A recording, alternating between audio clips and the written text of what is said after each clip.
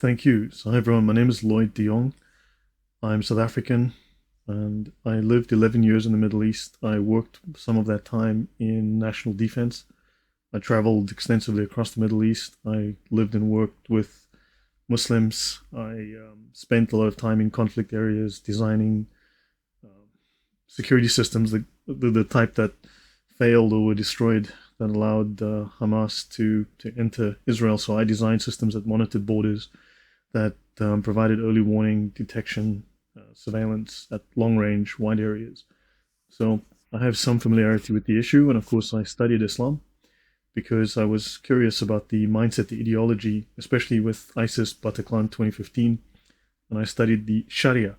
Now, few people really know very well the Sharia. Muslims are not allowed to speak about it. It is too embarrassing. It is too revealing of what the consensus is of the Islamic sources. Someone in your chat has been speaking about Muslims only follow the Quran. Well, then who interprets the Quran? Who says this is the final meaning of that? And that would be the highest ranked scholars in Islam, because Islam claims to be a political system. It also claims to have a full legal system, and that is not found in the Quran. The Quran doesn't even have the names of Muhammad's wives. Where do you find the names of Muhammad's wives? Those are absolutely positively not found in the Quran, right? So maybe with the exception of Aisha, how to do the prayers, that's not in the Quran. You're not going to find it. So how can the Quran be authoritative if the Quran is missing significant major parts of Islam? So of course, there's the hadiths. I showed a little bit of that last time. The hadiths are called wahi, meaning they are revelation. So they are considered as important and sometimes more important because they provide an exegesis of the Quran that is missing in the Quran itself. And of course, if you study to be an imam in Islam, you have to study the Sharia. You go to university and you go to like Al-Azhar. And actually, so I'm on page 731. So let me go here. So there's a few things that I will do tonight. I'll focus mainly on jihad, on the concept of violence in Islam, and show you its basis, right? And then later on, we'll allow chance for questions. So this is, again, the reliance of the traveler. The reliance of the traveler is the most common, the most popular, the most used of the Islamic Sharia law manuals, right? And so here we've got the certification of Al-Azhar, you'll see, and this is the subject. These are the subjects that are discussed within this. The validity of following qualified scholarship. Muslims are obligated by law, by Allah's word, to follow Islamic scholars. This thing discusses marriage. Now, for instance, where are the marriage laws in the Quran? If your friend who was waxing lyrical about, well, Muslims only follow the Quran. Well, okay, so you want to have a wedding.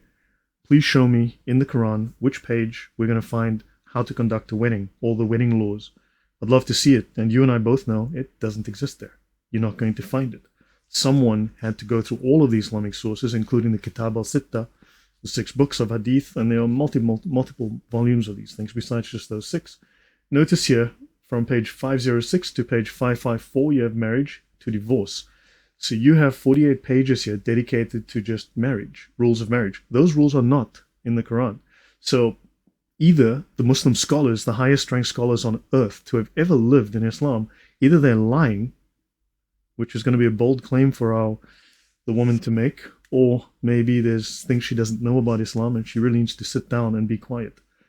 Divorce, you can see from page 554 to 578, justice, enormities, and this, commanding the right and forbidding the wrong. This is the primary doctrine of Islam. This is fundamental to Islam.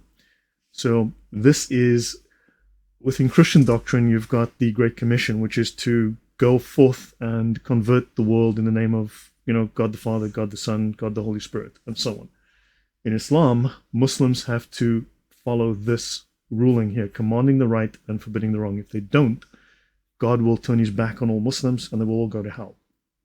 At least some Muslims. Okay, so there's a table of contents. So let's quickly go to the Al-Azhar. All right. So the documents. Okay, so these are documents of warranty. The warrant of Sheikh Abdul Waqil Durubi. Okay, so he's the Imam of the Mosque of Darwish Pasha, Damascus, Syria. Okay, interesting. Sufi mosque. Interesting if Sufis are not Muslims. Interesting that this is the very first of the Islamic law manuals, the Muslim law, the Sharia manuals, to be translated into English. It had the highest priority because it was the most common, and this is one of the most famous and most authoritative of these Islamic law manuals. Here they're speaking of the translator. He understands the texts. Let me just get my mouse pointer up. He understands the texts of this volume and is qualified to expound it and translate it to his native English. So in other words, he has read through the classical laws of Islam, Imam of the Mosque of Darwish Pasha, great. That's his seal. Here we've got another one, the Mufti of the Jordanian Armed Forces, who tells us, I found the above-mentioned brother knowledgeable in what it contains and qualified to expound it and translate it into English, and I observed his accuracy and integrity in quoting the text. Excellent stuff. Then we also go to this guy. This is the International Institute of Islamic Thought. This is a Muslim Brotherhood front organization. A textbook for teaching Islamic jurisprudence to English speakers, and a legal reference for use by scholars. This translation is superior to anything produced by Orientalists in the way of translations of major Islamic works. It has a sound understanding of Islamic law, and it's this guy, president of the International Institute of Islamic Thought, Islamic Fiqh Academy at Jeddah, and president of the Fiqh Council, the Legal Council of North America. So I'm guessing that these people have more authority than whoever that woman was in the chat earlier today. Al-Azhar is where Barack Obama went, of course, when he wanted to. I'm just providing the bona fides of this document to see why it is authoritative. And Al-Azhar is the most prominent, the most famous, and the oldest and most prestigious Islamic law seminary and university in the world in Egypt. And this is where Barack Obama went to go and bow to the Muslim Brotherhood. So, certification of Al-Azhar. Okay, and it says here, we certify that the above-mentioned translation corresponds to the Arabic original and conforms to the practice and faith of the Orthodox Sunni community, the Al-Sunnah wa Al-Jama'ah.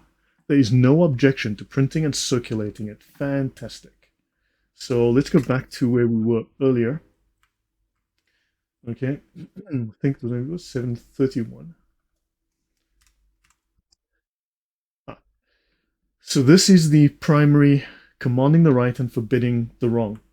The obligation to command the right, it's a communal obligation. All Muslims have to do it, and the levels of obligation. So let's have a look. This is Islam's holy law, the Muslim holy law, right? And they speak here of, first of all, a Muslim must explain that something is wrong. So he has to have knowledge of the Sharia to explain to non-Muslims what they're doing wrong, what defies Islamic law. Remember, Sharia law applies to you. Are you alive? Excellent. Sharia law applies to you. Are you a Muslim? Doesn't matter. So first, forbid the act verbally. Then censure with harsh words. In other words, use vile language. Call their mother a whore. Swear at them, right? Righting the wrong by hand. Now, righting the wrong by hand. Who knows what that could mean? Anyone have an idea what righting the wrong by hand could mean? Who knows? It's a mystery. Then intimidation, assault, and force of arms.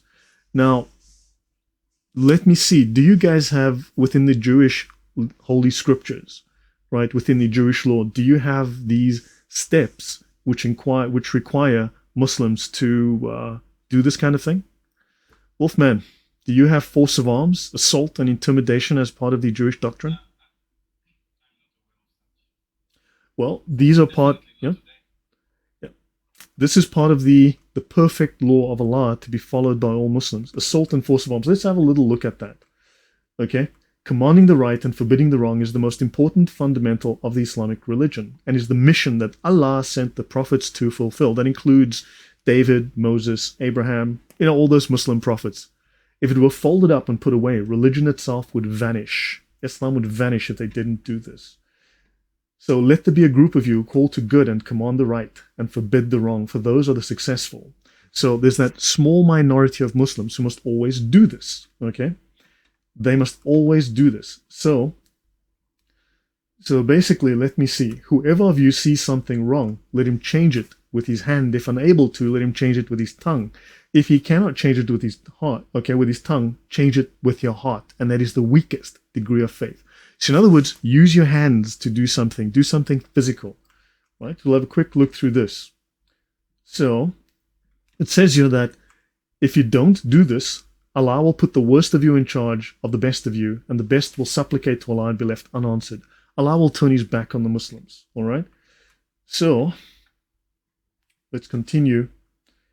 Now, it says here, some scholars have said, okay, that the person delivering the censure, and this includes violence, as we saw, it escalates to violence, must have permission to do so from the caliph. This is untrue. For the Quranic verses and hadiths all indicate that whoever sees something wrong and does nothing has sinned. So stipulating that there must be permission from the caliph is mere arbitrary opinion. So yeah, that's a common lie that Muslims will tell. Okay, so let me see. Let me go to something. So this will be commanding the right, forbidding the wrong, will be obligatory until the day of judgment. So now, what may be censured, I want to mention here. Okay, it is so if something wrong is manifest to another outside of a Muslim's house, such as the sound of music, oh my gosh, someone who hears them may enter and break the instruments. This is Islamic law. Music's illegal. So therefore, if someone is playing music and you can hear it in their house, you have the right to enter that person's house that is trespassing, and you may smash their music instruments. If you smell the odor of wine, the sound or opinion is it is permissible to enter the house and condemn it. All right, fantastic. Okay, one should not eavesdrop at another's house to hear the sounds of musical instruments. Okay, but if you do hear it, and if two upright witnesses come and inform you, one may enter his house and take him to task. And we'll have to see what kind of things this says, okay? But let's go to the portion with violence. So we already know that you can do things. So let's talk about intimidation. The 6th degree is threatening and intimidation. Stop this or I will. And when possible, this should precede actually hitting the person. So let me see. Threaten them and then hit them. These are the laws of Allah. Threaten people, then hit them if they do things that violate the Sharia. And the rule for this level is not to make a threat that you cannot carry out.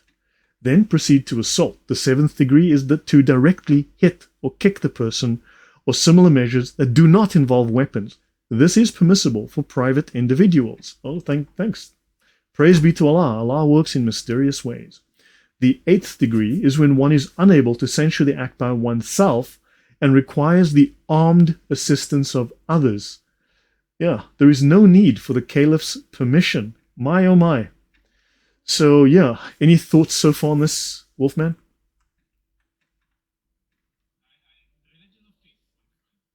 The religion of a lot of yellow, warm peace. Definitely peace. Okay, so let's move to something else. All right, I will come back to all of that. This is ISIS, right? This is their Rumia issue 9. If you have this on Google Drive, Google will delete it and send you an email threatening you. The ruling on the belligerent Christians. So if you're not a Christian, you're a Jew, it doesn't really matter all that much. Let's have a look at a few of these rulings and see if we're going to see this. So kill the mushrikeen wherever you find them. Are you not a Muslim? Well, you're one of these people. The default with regards to the blood of mushrikeen is that it is permissible to shed. Fantastic, due to the statement of Allah and when the sacred months have passed. Quran 9:5 and 9:32 play a big role here. Then kill the mushrikeen wherever you find them and capture them and besiege them and sit in wait for them at every place of ambush. As the Prophet said, say, I was commanded to fight the people until they say blah, blah, blah, blah, blah. And the mushrikeen cannot render their blood inviolable except through a dhimma contract or a covenant of security and safety. Now, everyone said ISIS were extremists. ISIS were not following Islam. Well, ISIS were following Islam extremely accurately. All right. So what we need to do is, let me go to. So now I want to go to a different section. We want to talk about jihad.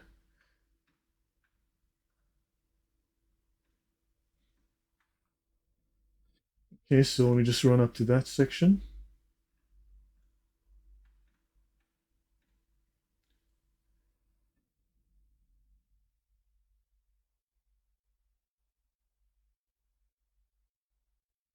One, go up a little further, 9. Okay, jihad. So here we've got, okay, I'll start with apostasy, just so you can see this again as further corroboration. Okay, apostasy from Islam. If Muslims love to deny that apostasy involves the death penalty. It does involve the death penalty. It is murder. Anyone can kill you. We've already discussed some of that in the previous episode. We discussed what happens if people don't believe in Islam. Whoever voluntarily leaves Islam is killed. That's what it says in this Islamic law manual. There's no indemnity for killing him. In other words, there's no punishment on you for killing someone who has left Islam. And then they speak of jihad and the scriptural basis for jihad from the Quran, which we'll see that ISIS just said something similar. We'll see that. And the obligatory character of jihad. Okay, so 08.0. So let me see. And the objectives of jihad and regarding Jews and Christians. My oh my. So you might not be interested in jihad. Yes?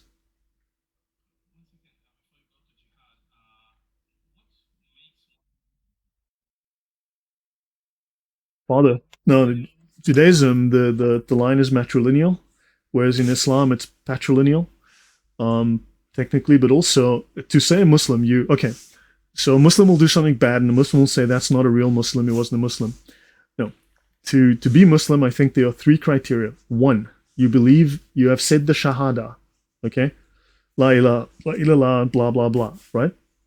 You've said the Shahada, you believe in Allah and Muhammad as his prophet, and you believe in the last day. The last day is when Muhammad comes back. That day will happen. The return of Muhammad, which is the end times, will occur when the Muslims murder all the Jews in the world. So once the Muslims kill all Jews, then the end times will come. So those are the three things that make you a Muslim. So no matter what a Muslim does, there is no crime that a Muslim commits that will not make him a Muslim, as long as he believes in Allah, believes in Muhammad, right? Allah and Muhammad as the messenger of Allah, believes in the last day, and has said the Shahada. Does that answer that? Okay, so now I want to go to 08.1. Oh, by the way, the following are not subject to retaliation, because you know that honor killing is a common thing in Islam. The following are not subject to retaliation. In other words, you cannot have, there's no kind of legal punishment a Muslim for killing a non-Muslim. There is no punishment for that. Or killing an apostate from Islam. Okay, killing an apostate from Islam is without consequences. Interesting. Killing an apostate from Islam has no consequences. Or there is no penalty, no legal penalty, no punishment for a father or mother or their fathers or mothers for killing their offspring or offspring's offspring. A father, a mother, or grandparents can kill their children or their grandchildren if they believe that this is honorable in Islam. There is no punishment. Do you understand the brutality and the depravity that is Islam? So I'm going to go to section 08. Okay. Let me skip ahead here. Let's see where we are. Oh, the indemnity for death or injury of a woman is 1/2 the indemnity paid for a man. The indemnity paid for a Jew or Christian is 1/3 of the indemnity paid for a Muslim. The indemnity paid for a Jew or Christian, so you are worth 1/3 that of a Muslim. Now, of course, Muslims and others love to say that. Now, I come from South Africa, which was an apartheid state. And to be honest, at this point in my life, I miss apartheid because the black government is a disaster. The black government is an incompetent, corrupt cabal. And yeah, things were actually better under apartheid. But that said, people love to call Israel an apartheid state. No, this is Islam. In Israel, everyone has the right to vote. Everyone has equal authority and equal rights under the law.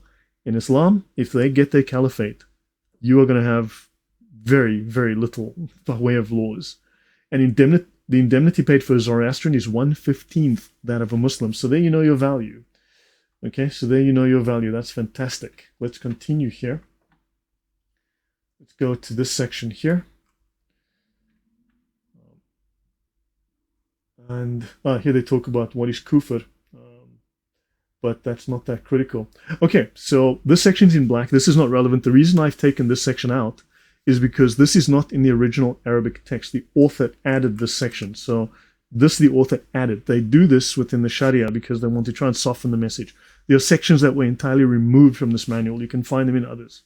So for instance, this is the legal, the Shari definition of jihad. This is not some fool's private definition.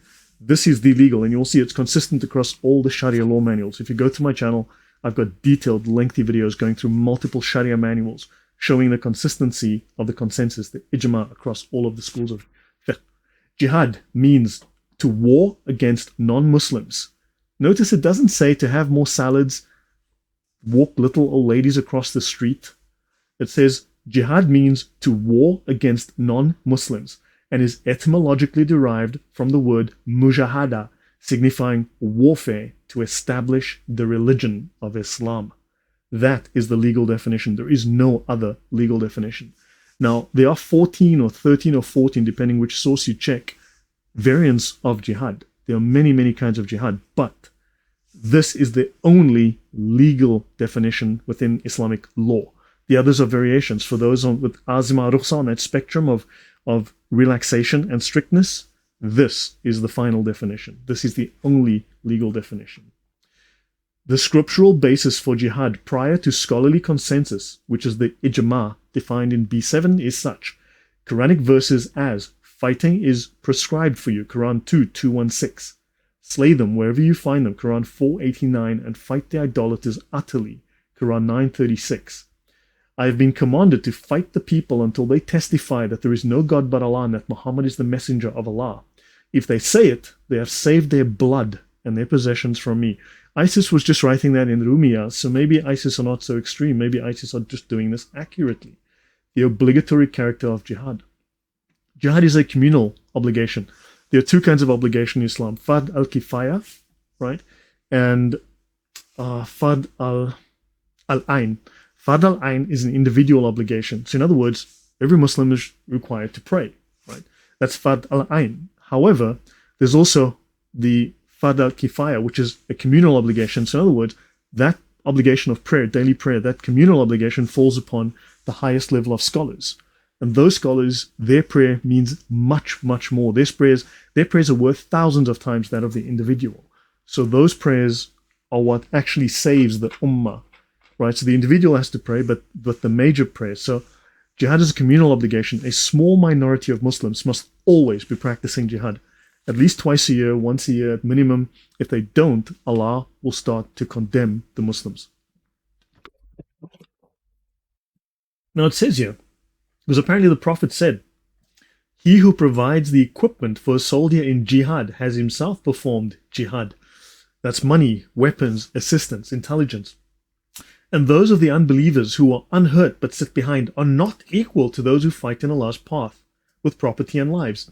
Now what is interesting is that you'll find that the Sharia routinely quotes the hadiths.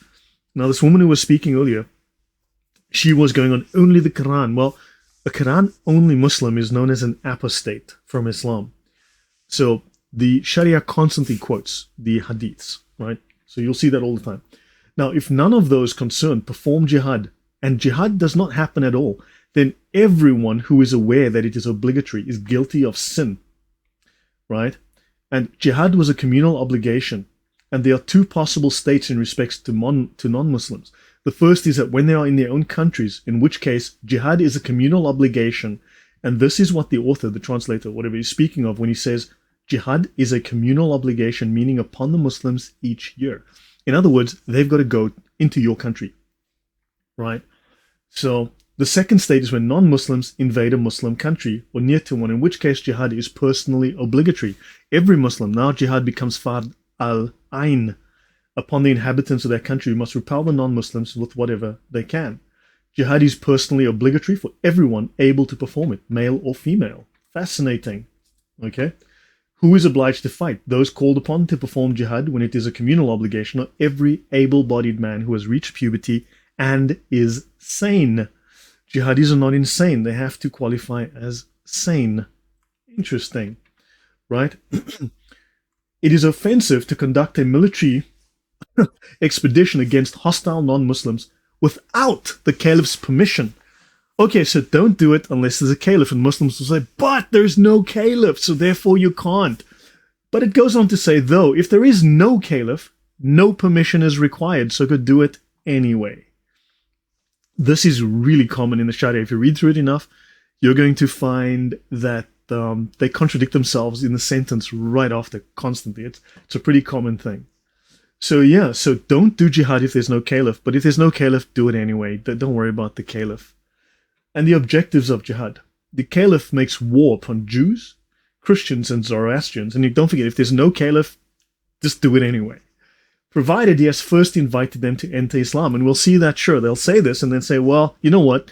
But if you don't wait for permission, if you don't invite them and just attack them and kill them anyway, that's okay, that's fine. Don't worry about it. Just go on with your life, right?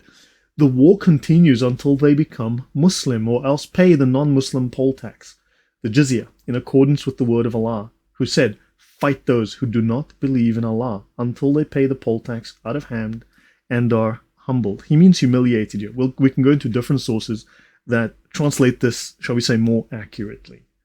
Nothing but Islam will be accepted. Yes?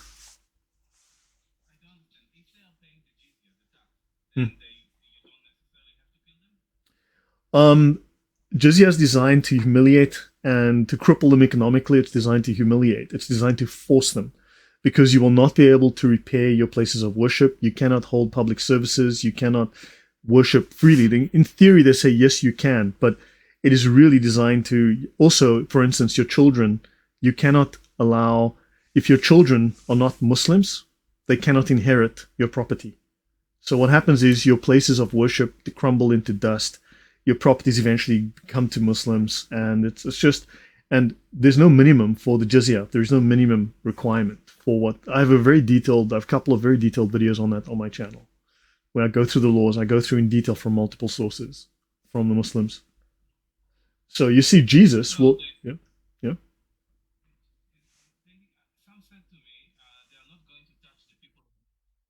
That's not true. Now, if you go through the details on my channel, you're going to see that you are heavily discriminated against. I mean, it is just cruel punishment. I'll go through some of that.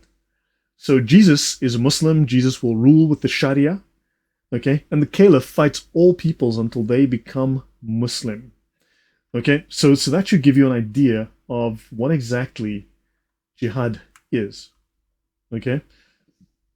Now notice, when a child or a woman is taken captive, they become slaves by the fact of capture.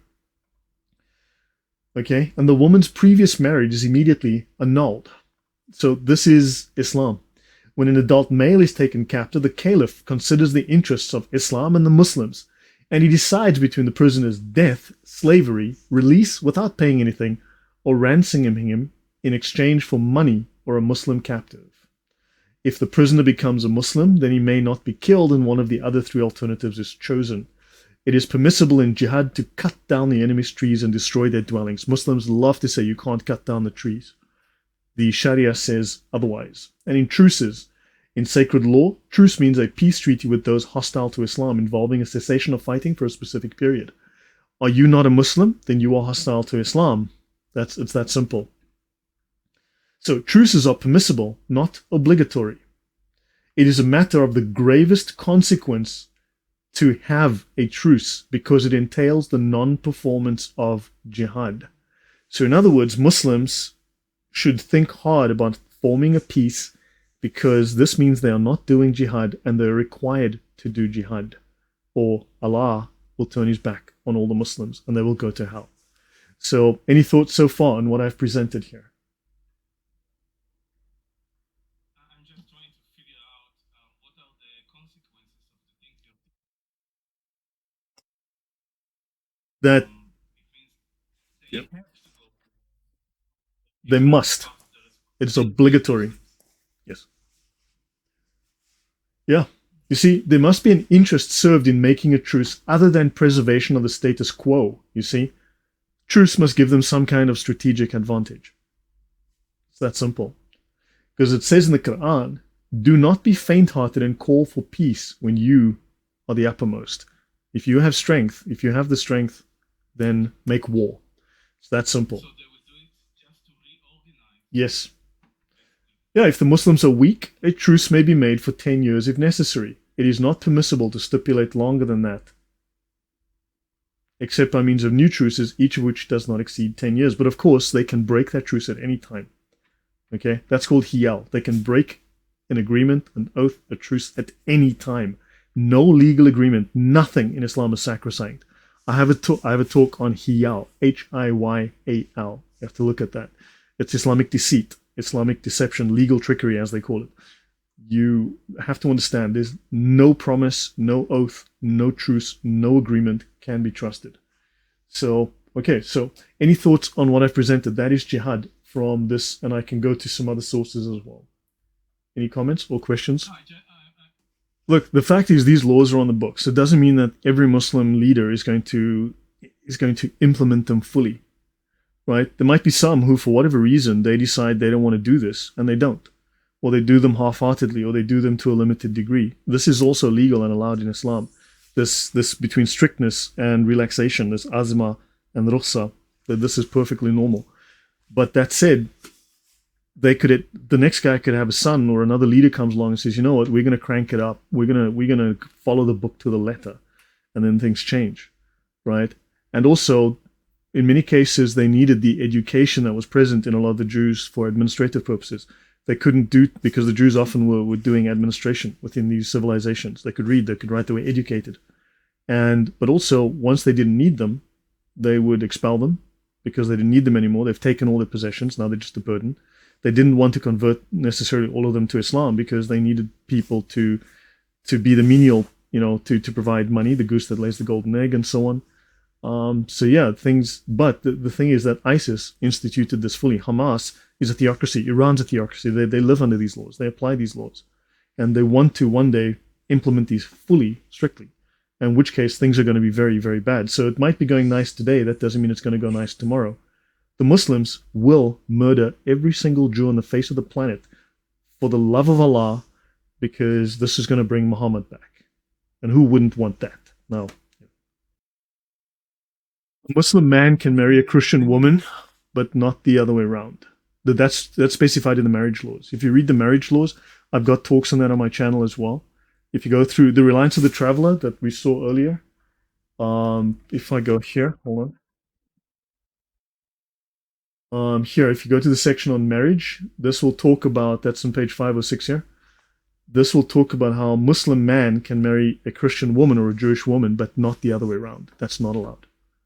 So you are infidels, but you are people of the book. The thing is, look, Islam doesn't make sense. It contradicts itself. When you read the laws, they contradict themselves, but it's not rational. It doesn't make sense. So they don't seem to care very much because they're not thinking straight. Sorry, do you have more? More to that question? So, okay, now for instance, Muslims like to lie and say there's no such thing as amputation, and those are just extremists. So now remember, this is the Hedaya. Okay, on page 10 here. This is the Hedaya. The Hedaya, the commentary on Islamic laws, right? So someone will write a fiqh manual, a Sharia manual, right? And usually these are very thin. They're very small. And those manuals just contain some basic outlines, basic exegesis from the Quran. Then a commentary will be created. The Hedaya is 4 volumes, and it's 3 volumes or whatever. It's 2,652 pages or something like that, if I recall. So, in other words, the Quran is like a small, tiny book. It was exegeted by one of the mujtahids mutlaq, like Shafi, into a book that's maybe 100, 150 pages that says, okay, this is the meaning of all of these verses, let's exegete those, and this is the meanings that we have, right? And then someone takes that 150-page book, 100-page book, and he turns it into a commentary, which is a full legal commentary with application to all, like the Talmud, it goes and applies this law to every situation and provides general and specific rulings. Then you have thousands of pages, and we saw last week, I discussed the Pakistani courts that use the Hedaya. Okay, so the Pakistani courts, for instance, I showed the example paper by 2 PhD scholars in Pakistan. This is the Hedaya. This is what they still use in Pakistani courts today, because this is considered probably the most important. This is the Hanafi manual, but this doesn't mean that it's not applied or used by other schools. Don't let people lie to you and tell you, yeah, but that's a Shafi book. The Hanafis don't. Bullshit. Okay? Bullshit. These books are used across because this contains the ijma, right? And depending how strict they want to go, they'll decide which one. But the Hanafi is the largest school of fiqh, or Muslim law, right? It's the largest of these madhabs, as they call them as well, schools of persuasion. So this one is prime. That's why the Pakistani courts still use this today for counsel on how to apply Islamic rulings. Okay, so let me go back to where I was. So amputation, as you can see, thefts which occasion amputation of the manner of cutting off the limb of a thief. So you can see here from page 107 to page 126. So there's 19 pages that explain how to cut off the hand of a thief, in case you were interested in knowing how.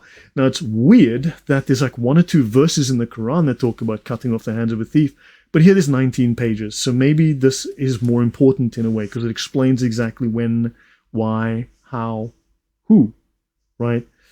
So if you can find all of this information in the Quran, well, great. Good luck to you, because it's not there, but it's right here, right? And the manner of waging war, plunder, and the division thereof. Now, pirates do plunder, but apparently this is a holy act for Allah. Plunder. And the division of plunder, and so on and so on. Let's have a look. The conquests of infidels. My oh my, if Islam's a religion of peace, what do they mean he had the conquests of infidels? And of jizya, the capitation tax, and the laws concerning apostates.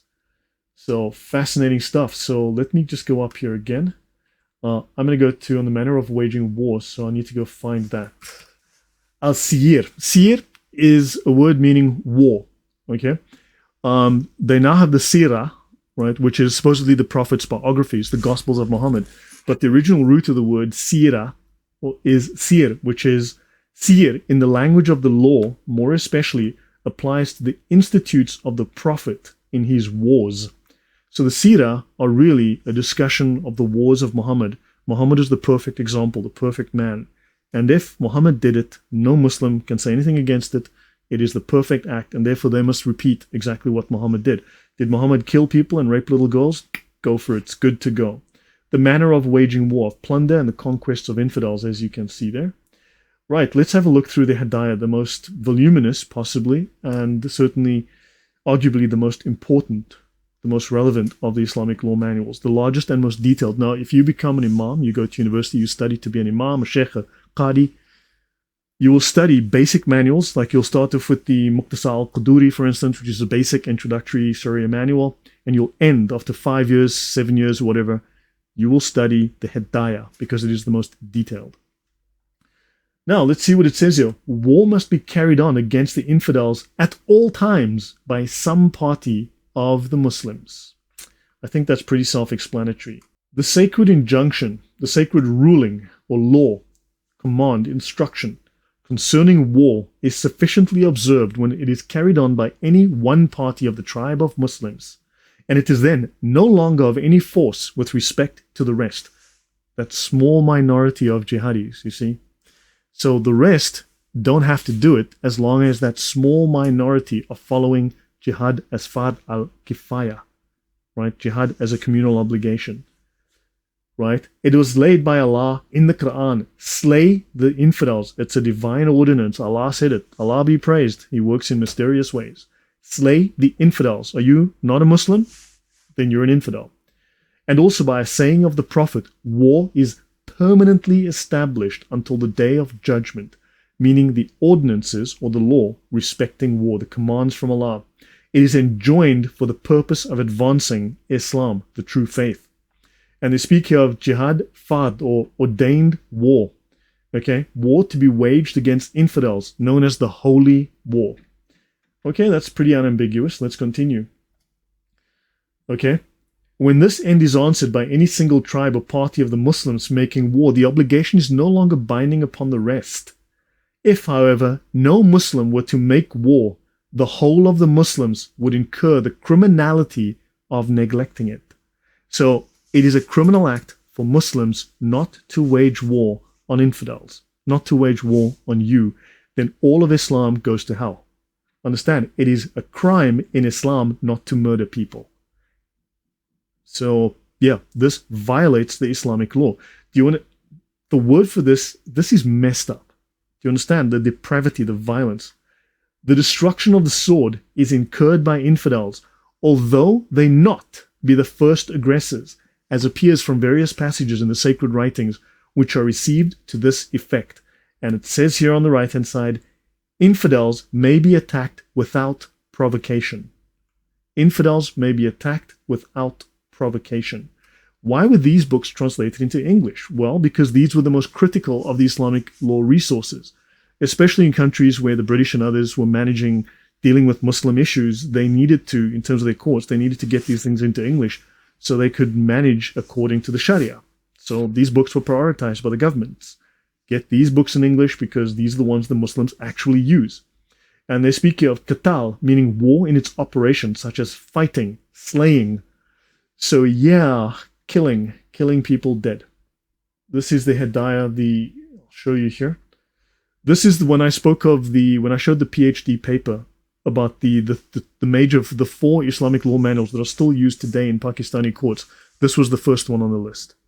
No, this is, look, there are four schools of fiqh. There are four schools of fiqh in Islam, in Sunni Islam. This is the major manual. This is the crown jewel in the Hanafi school, right? The reliance that we saw is the Shafi'i school. However, it's not like these are four separate religions.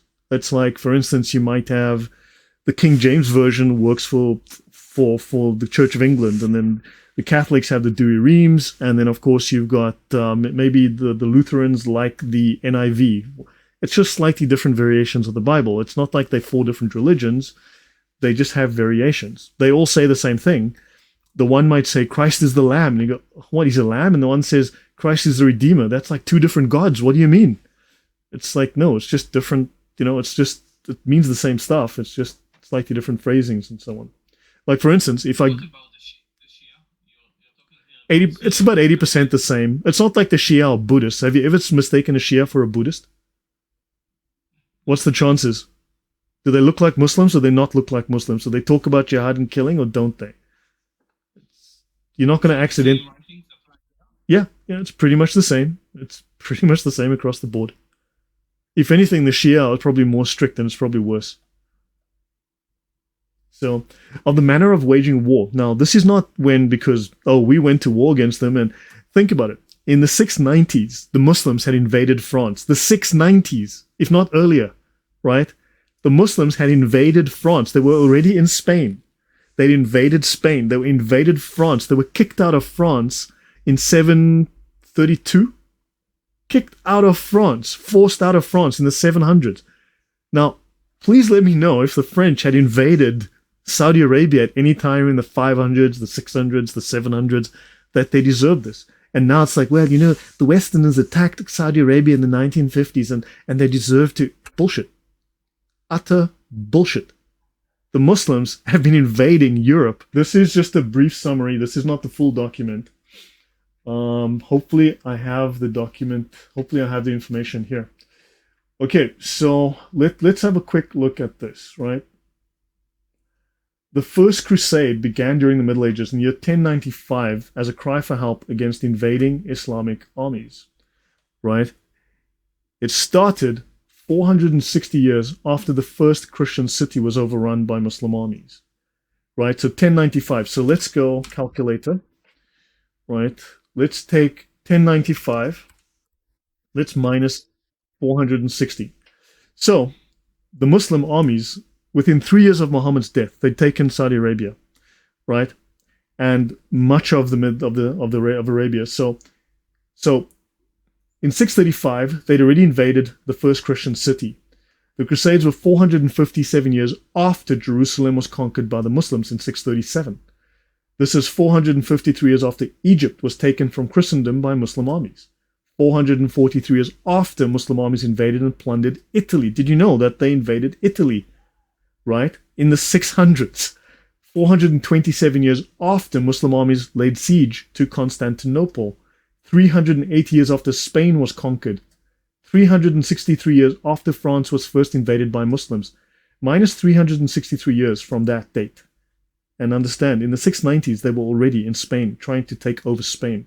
249 years after Rome was attacked by Muslim armies twice. Okay, this was after 4 centuries of church burnings, killings, enslavement, and forced conversions. By the time the Crusades began, 75% of the Christian world had been conquered and its people forced to convert or be enslaved under Islam. So these wars, right, the Charles Martel kicked the Muslims out of France in 732. At no point in time can you say here that the French had invaded Arabia and deserved it. That would be an utter lie. Okay, let's have a look at the timeline of jihad. 630, Muhammad conquers Mecca with 30,000 men. 632. Now, they have gone into Sweden, Iceland, Poland. What the heck were they doing in Ireland, Iceland, right? They conquered Cyprus, Tripoli, North Africa, Iran, Afghanistan, India. 673 to 678. Constantinople, right? Dome of the Rock is completed in Jerusalem, right? The lower Indus Valley in India in 713, they'd conquered that, all right? So you go through these dates. Muslim Crusaders capture Palermo, Italy, right? 831. The Muslim Crusaders conquer Sicily, Corsica, Italy, France, okay, and raid in 901. Do you understand how much warfare these Muslims have brought? And this is just, right, do you understand what's been going on here? This is insanity, right? I remember that in one of your talks, you mentioned that there are like two books which are summarizing the complete wars. Yeah. That 99% of the wars were wars by, governments, kingdoms, and stuff like that, and 7% was religious war. Yeah, so yes. 4% was by Muslim, and all the other religions combined was less than 3. Yes, something like that. Yeah, so okay. Eight historians who specialize in warfare wrote something called the Encyclopedia of Wars, and it starts 8000 BC and works its way to the present day. So it's 10,000 years of human warfare. Now some of the wars, for instance, like you have like the Peloponnesian War, I think, which lasted for 250 years, right, and consists of hundreds of battles. They made this one war. So in other words, they could have made this into a dozen, 20, 30, 40, 50 wars, which would have increased the number of wars and would have increased the number of, changed the statistics, right, to make it even worse. But that said, so they made some wars that lasted for a long time. Even if they had dozens and hundreds of battles, they made them one war, right? And 93% approximately of those wars were wars of government, secular wars, right, governments. However, only about 6.8 or 7.2% of all wars in history are religious, have what they called a religious component, right? Only about 7% of all wars statistically known have a religious component, of which more than half are purely Islam. More than half. All the other religions combined, every other religion combined, makes up like 3%, and Islam on its own makes up like 4%. So yeah, let's have a look at, this is the Jihad timeline.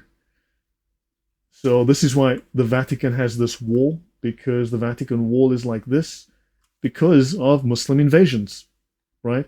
So let's have a look here. For instance, this is not a complete list, but Albania was invaded by the Muslims, late 14th century. Armenia, 640. Austria, Vienna, 1529, 1683. Belarus was invaded. Bosnia-Herzegovina. Bulgaria, 1396 to 1878. Crete, 650s to 960s. Battle of Tours, France. France was invaded in the 690s already. Hungary, Iceland. And they took people. They always took women for their harems as slaves. They always took men and women and boys and girls, right? Baltimore, Ireland, 1631. Israel, 637, 750, 970 to 983, 1024 to 1077. Italy was invaded. Lithuania, Macedonia, Malta, Poland. Poland was invaded in 1669, 1671, 1672 to 1676. Portugal, Romania, Russia, Sardinia, Serbia, Sicily, Spain, Ukraine. Did the Ukraine ever invade the Middle East? Like, no. So what are the Muslims doing there? Do you understand? This is what you're dealing with. This is the insanity, the Muslim insanity that you are dealing with. So, any comments or questions before I go on? Sure. What's the reason? What's the basic reason?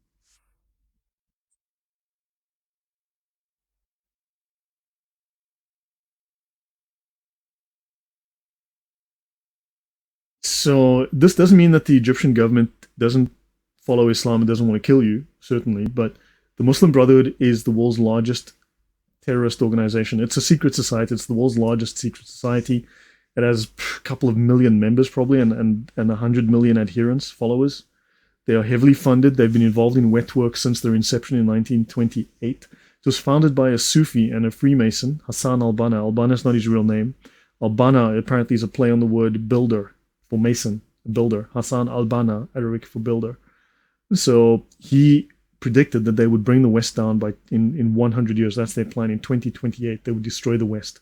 They would destroy America. They would destroy Israel. They would bring down Western civilization. And so they've got 5 years to go, 4 years and something to go to meet that goal. And their plan was to infiltrate, to use their money to infiltrate into the West, and to put themselves in positions of government, power, military authority, media, and so on. But they want this final confrontation, they want this final war. So the Egyptian government, they have been a threat to the Egyptian government. They've assassinated various Egyptian leaders. They, for instance, when I was in the Middle East, in Dubai, they expelled like 100 people, Egyptians, because they were Muslim Brotherhood. So the Muslim Brotherhood are a political threat. They are a terrorist threat. They are a serious problem. They have a lot of money, a lot of followers, and they are willing to kill to get their political aims done. They are heavily influential in Jordan, for instance. So yeah, they are pushing hard. Yep. But I would like to add on this question. If the government are relatively secular and they are in opposition to the Brotherhood, in you have city, in Jordan you have the kingdom, why is it that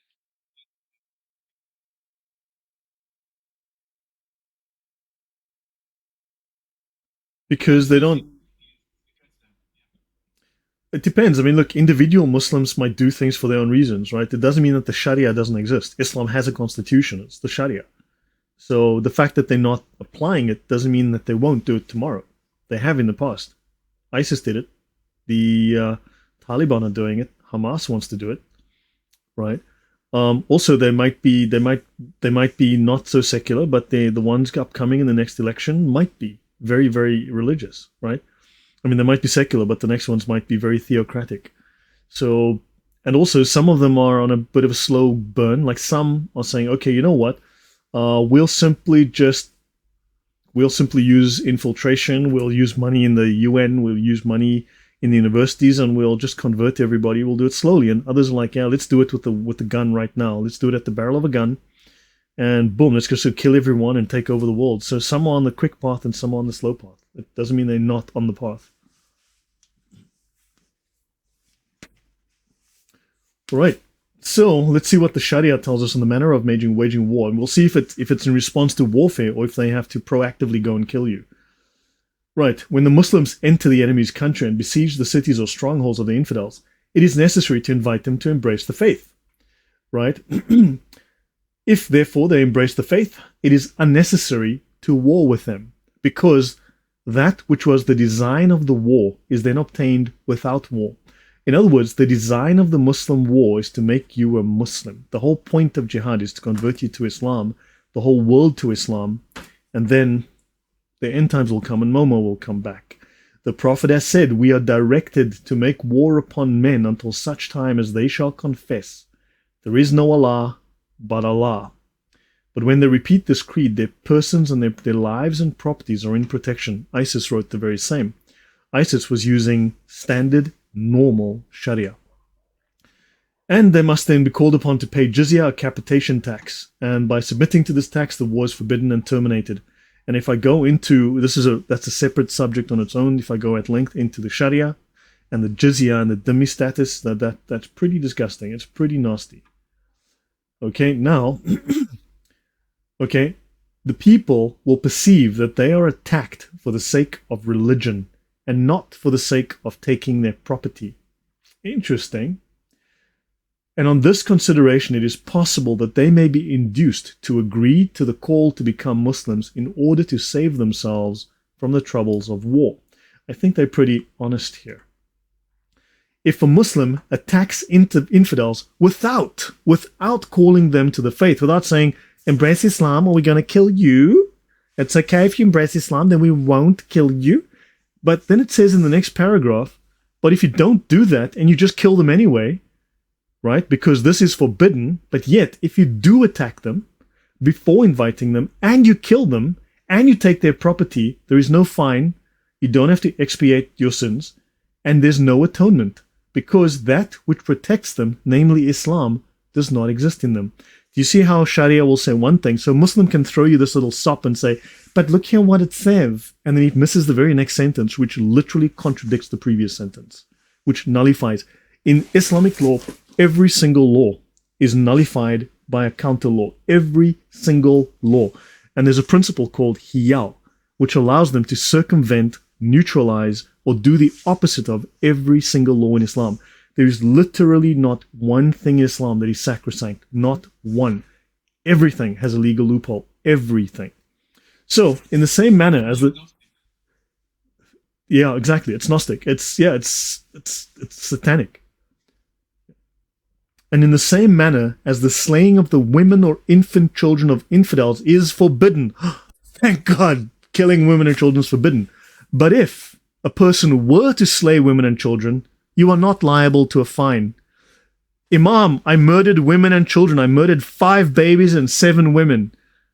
It's like, okay, look, we're not going to give you a fine, okay? If we did fine you, it's probably like $5, $10 or whatever. But look, in this case, we'll waive the fine. So just try not to kill any more men, women, and children anymore, okay? But there's no fine. So did you feel relief learning that, Wolfman? Yeah, I mean, where's Eleanor? Maybe she wants to tell us a little bit about her views on Islam. I mean, maybe she's an expert. Maybe she'd like to... Actually, I will invite... Right. So if the infidels, if they don't convert, the Muslims must call upon Allah for assistance and then make war upon them, right? And because Allah is the destroyer of his enemies, the infidels. So you are the enemy of Islam because you are not a Muslim. And you must attack the infidels with all manner of warlike engines. This is all sanctified by the law, which takes me to a brief detour. And here is where I need to speak about Iran. So let's have a look here. Let's have a look at the peace-loving Republic of Iran. This is in the Islamic Republic of Iran's constitution, because Islam is religion of peace. And as you know, peace is yellow and warm. All right? And doesn't smell so good when it's been left in the sun for a little while. Right? That's why they say it's religion of peace. So, in the constitution of Iran, it states, this is in the preamble, a religious army. In the formation and equipping of the country's defense forces, due attention must be paid to faith and ideology as the basic criteria. Accordingly, the Army of the Islamic Republic of Iran and the Islamic Revolutionary Guards are to be organized in conformity with this goal.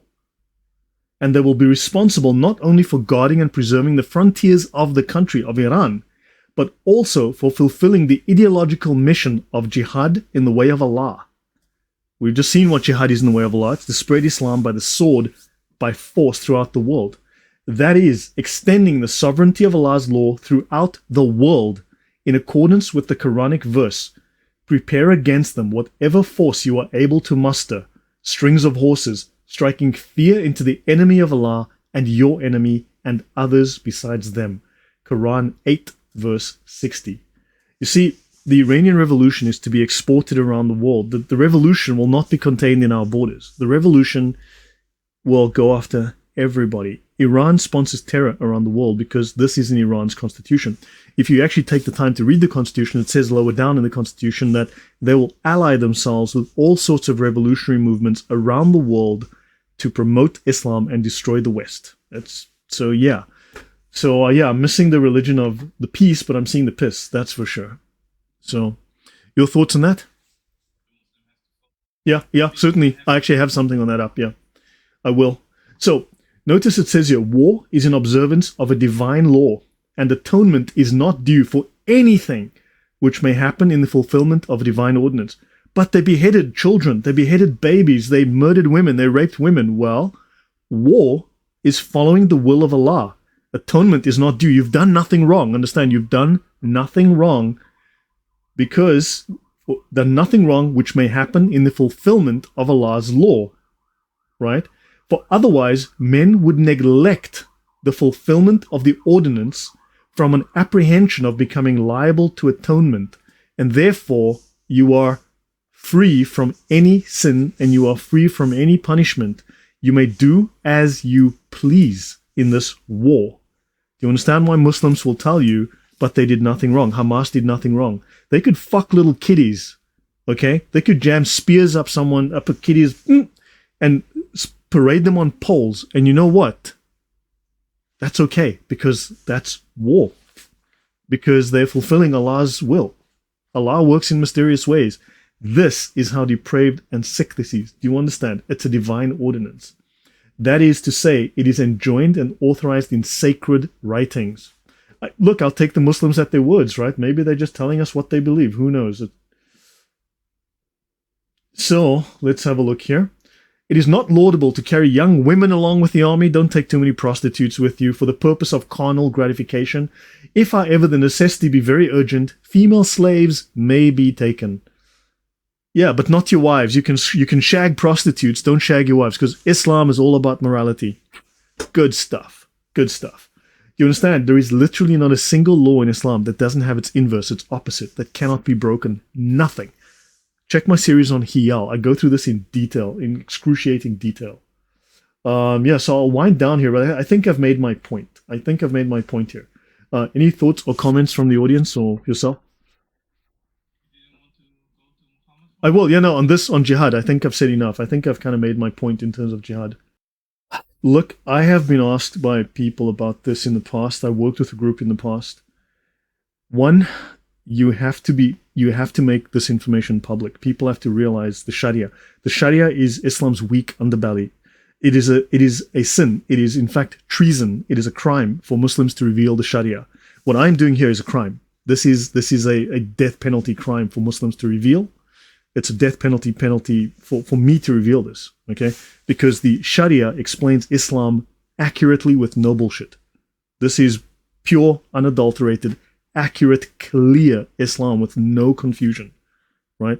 So this has to be made public. I mean, people have to start showing this, putting memes out, putting out screenshots, social media, so that everyone can see that all of the Sharia books say the same things. There is no confusion in the Sharia books. Muslims may lie, but these are written by the greatest scholars in Islam to ever live. It's like their Moses, their Abraham, their Jesus all wrote this stuff, and they can't be wrong. Moses can't be wrong, Abraham can't be wrong, Jesus can't be wrong, God can't be wrong. This is Allah's law, the perfect law. This is the law of Mohammed. Understand? It needs to go out there. People have to learn and see just how depraved, disgusting, satanic, and evil Islam is. And then talk about it. And yeah, also, the other solution, besides shooting everyone in the head, which is probably not that practical, you have to convert them. Quite bluntly, you have to train. The solution that I thought is going to be the most practical is to train Christian apologists to know the Sharia, to understand the enemy, to understand the doctrine. This is Islam's war doctrine. Understand, if you've been in the military, and all of you have been as Israelis, you've been in the army.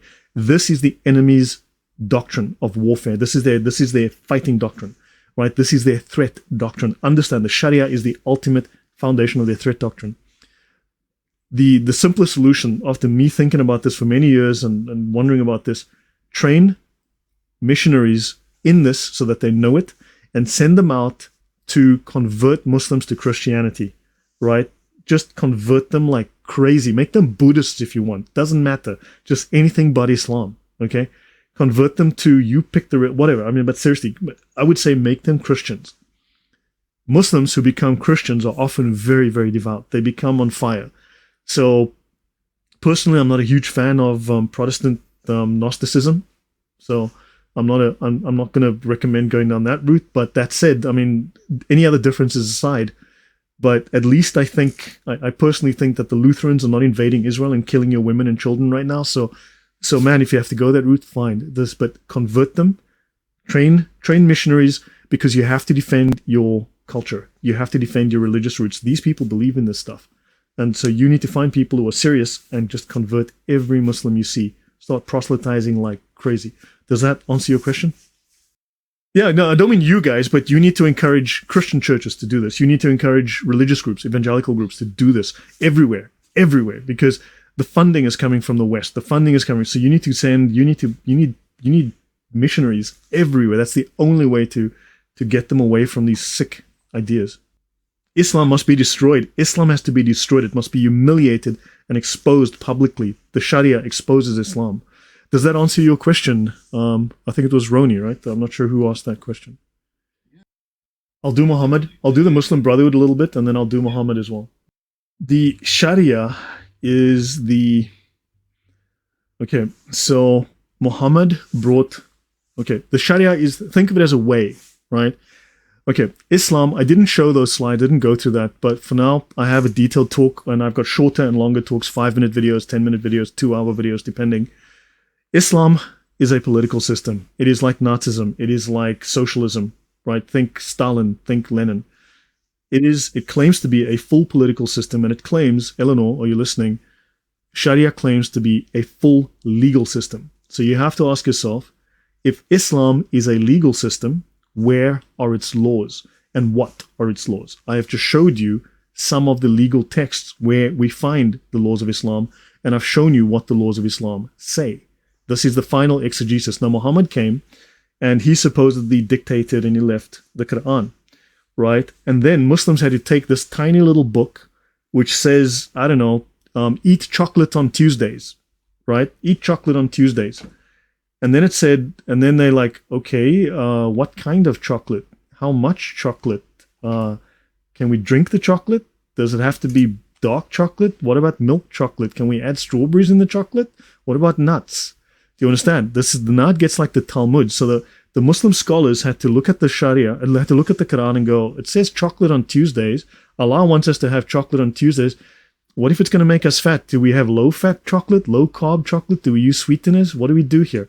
Right? And then they go through the other sources, like they go through the hadiths, they go through the seerah, right? And they look through these sources, they go through the tafsir, the commentaries on the Quran. And then you've got over 1,000 years, you've got 10,000 scholars, all of them squabbling, all of them, and eventually 4 major scholars, 5 in total ultimately, but 4 major scholars come along, and they're like, you know what, we got to sort this crap out. We've got to come to a consensus called the ijma. And they write so the law starts to form. It took 900 years for the Sharia to ultimately form, but it's all based on the Quran, exegesis, and eventually Islamic practice and Islamic law is defined. So they build this, and eventually they have like this. By the 10th century, they've got this Islamic law more or less worked out, right?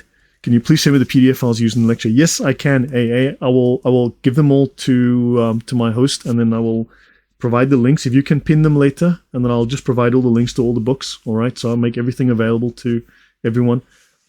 Please remind me. Oh, no, I'm not done yet. Give me a second. I'll explain. So Muhammad left the Quran. Then scholars came along later, and they eventually sorted throughout all the noise and confusion, and they said this is the final interpretation.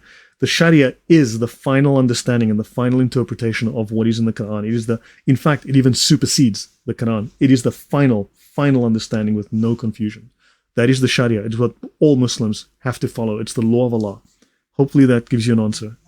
Aren't Jews a protected class? Okay, so here's okay. Let me explain this protection. Okay, I didn't do a talk on Dhimis and Jizya, but let me explain how Jews are protected. Jews and Christians, how you are a protected class.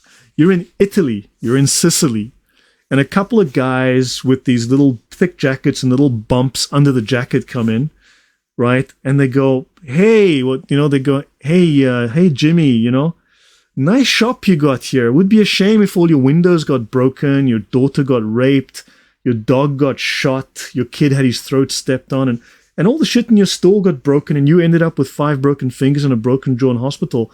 Would be a real shame, wouldn't it, Jimmy? But if you pay us a little bit of money, we can ensure that doesn't happen. What do you say? We come round on the 1st of next month, and you give us $1,000, $2,000. No, you know what? You look like a rich. Make it $5,000.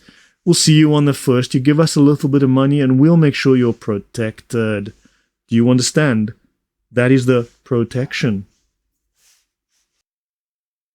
They claim to have founded the Freemasons. The Sufis claim. Don't forget, the Sufis run Al-Azhar University, the world's most famous Muslim university, is run by a Sufi, and they claim to have founded the Freemasons. Yeah. So this is the origin, or maybe there is.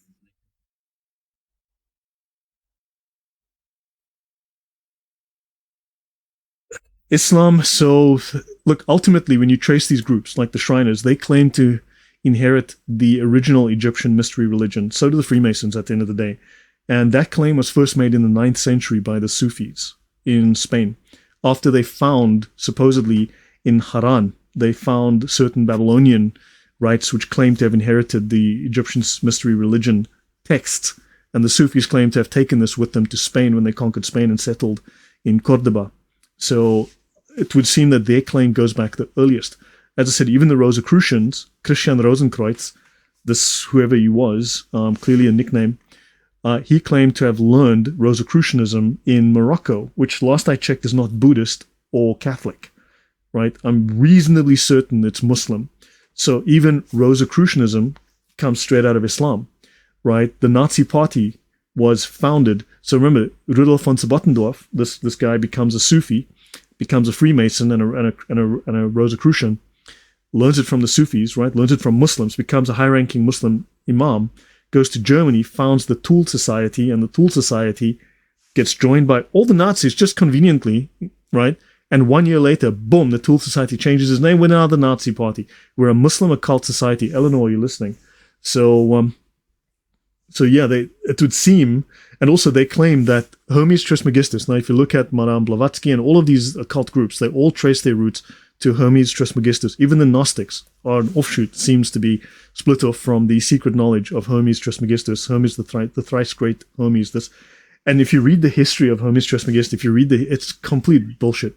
But it's laughably stupid, but they all claim to trace back. And the Muslims claim that Hermes was a Muslim, effectively. He is the ancestor of Mohammed, and they have incorporated his teachings. He's part of Islam. He's Idris. This major occult figure that underlies all of these secret societies, Hermes Trismegistus, is supposedly Idris in Islam. He's the second prophet mentioned in the Quran, and he was a Muslim. He was a prophet of Allah. And so, yeah, that's the craziness. Does that answer your question? Yeah.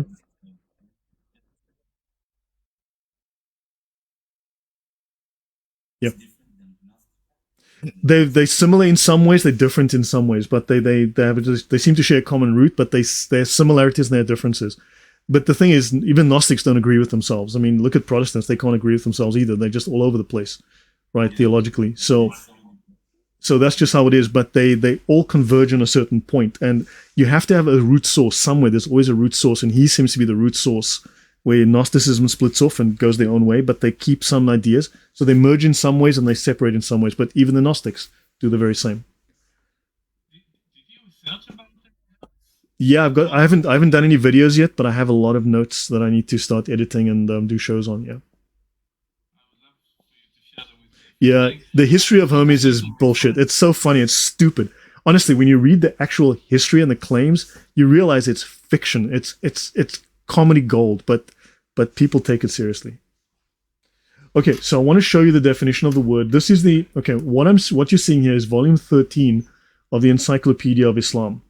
Now, to buy a copy of this book will cost you a copy of this encyclopedia, which is the gold standard academic reference work on Islam, written by hundreds of, it's over a century old. It's updated monthly or every 3 months. It is written by hundreds of scholars over the last 100 years, and it includes Muslim and the absolute best scholarship, okay? Not that there isn't some nonsense in it, but this costs you $40,000 to buy if you want a copy.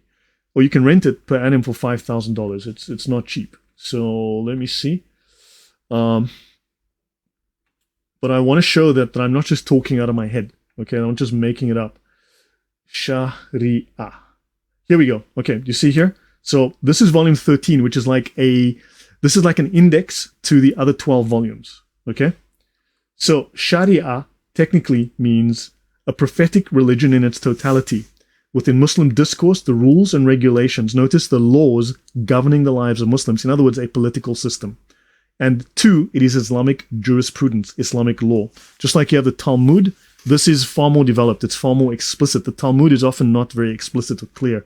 The Talmud is like got this response to this pilpul, this little debate.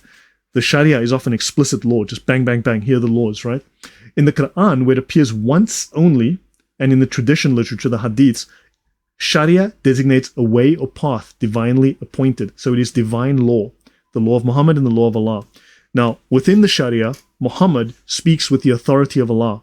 In fact, they are synonymous, which is shirk, which is a crime in Islam, the ultimate sin of blasphemy, right?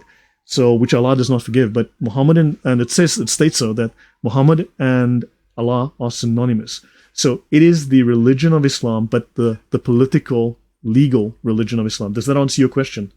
Way or road, it means, so many people will say a path to water, it's a way. Now, for instance, they'll say it's a way, a road. Technically, it's a road to somewhere, but metaphorically, it's a way, like the Tao, the Chinese, the Tao, the way, this is the way to enlightenment. It's a way, it's a spiritual way, but Islam doesn't. You said water. So many will say it's the path to water. You'll hear that sometimes, right? But it doesn't. But if you read the area around the water hole, or the point of entry to the water hole. Now notice, this is a minor definition. It's defined in volume 8, page 249b, in the second column on the right-hand side. So this is a minor definition, because Muslims will almost never give you the primary definition. They'll give you sometimes a word will have 13 definitions, and they'll give you number 12. They don't want you looking at 1 and 2. Do you understand? Yeah. So Islam, you must understand, Islam claims to be an occultic religion as well. It is Gnostic. It claims explicitly to be Gnostic. Any Muslim that tells you otherwise is ignorant or lying to you. Probably both, right? So yeah, but hopefully this answers your question. You can see that this book, as I said, this 40 grand encyclopedia is phenomenal. It has so much. This is only the volume 13. This is like a short index. And then if you want more, you'll then go to volume 8. You'll go to volume 9. You go here to volume 9, this page. So it tells you where to find data. Any other questions before I do the last section, guys? Just your African, Middle Eastern Muslims tend to be more honest about following the Sharia. They tend to be a little closer to the actual strict rulings. The Westerners are more westernized, but that doesn't mean that tomorrow they will suddenly go from rukhsa, which is relaxed, or not following the doctrine strictly, to azima. You don't know that. And many of them are remember, Muslims earn reward. Jihad, one form of jihad is to hate you while pretending to your face to be kind and nice and be your friend. They earn reward for that, this kind of deception. And we discussed lying in the previous episode. I discussed obligatory lying in Islam, and this is a form of jihad. So they're only nice until they are told your side's under attack and you now need to defend Islam for the good of Allah. So that's the problem. So yeah, Western Muslims, some may well be, but the problem is that second and third generation Muslims, look at Sweden. Second and third generation Muslims have turned Sweden from the safest country in the world to the most violent country in Europe, with gang warfare, shootings and bombings on a daily basis. Yeah, because they're not, okay, so they're not as aggressive as third worlders, because I know the third world mind, I'm from the third world, but I can tell you they are funding jihad through other means. They are infiltrating politics, they're infiltrating schools, they're infiltrating universities, they're funding, they're sending money, zakat, 1/8 of all zakat has to go towards jihad. The Muslims will find there's 13 or 14 kinds of jihad. They're doing one of them, it's obligatory. So they might seem to be very nice, but they're not your friend, and ultimately, one way or another, they're going to be supporting the cause. They're just on the slow curve. They're just on the slow burn. They're not the ones who are going to pick up the gun and force you at gunpoint to convert. These are the ones who say, well, we'll just send money. We'll simply just subvert the government slowly and surely over time. Because that's what Islam does. It just does it slowly over time. A lot of places they didn't invade. They just over time just escalated over time. Look, I mean, if you look at the statistics, like 80% of Muslims, like you go to London, you go to the US, right? 80% of Muslims want the Sharia. I've just read to you the Sharia. I've shown you the Sharia. 80% of westernized Muslims want the Sharia. But ask them, what's in the Sharia? They'll say, the Sharia is beautiful. It's Allah's law and it means that fairness and equality. Bullshit. They know what's in the Sharia. Why do you think Muslims never show the Sharia? Because it is disgusting. It's filthy. Pedophilic trash. So I wouldn't trust them at all. You cannot. Yeah. Okay, so yeah, let's move on, yeah. Okay, so notice the Muslim Brotherhood is committed to violent jihad, okay? And Allah is our objective. The Prophet is our leader. The Quran is our law. Jihad is our way. Dying in the way of Allah is our highest hope. That's the creed of the Muslim Brotherhood, right? This, I've already shown how jihad is legally defined in the Sharia. Now, after the loss, as we mentioned, in the Six-Day War, they came up with a new strategy based on Chairman Mao's propaganda tactics. So their methodology is predicated on the sophisticated method of guerrilla and propaganda warfare created by Mao, called the People's War. So they leverage an existing strategy that allows them to recruit willing, largely socialist dupes in a common anti-Western, anti-Christian goal. Notice how Islam and socialism always go hand in hand, right? The red and the greens, always going hand in hand. Now, People's War involves moral propaganda with a theme of victimization and oppression blended with heroic, uplifting sentiments of victory and moral righteousness. Those Israelis, they're killing us. We're in an open-air prison and we're victims and we're oppressed and we just murdered a bunch of kids and innocent people and this is moral victory. And do you understand how this works? And with calculated acts, tactical acts of savage violence to sap enemy morale, to make the infidel feel subdued as per Quran 9:29 and boost that of the resistance. Can you see the terminology and the methodology here? It should be very clear what Hamas and other groups have been doing, right? This is based on Chairman Mao's.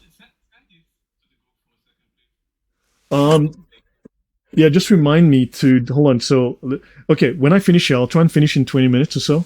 But I will send. So I'll make a list of all these documents and send them to you. Okay.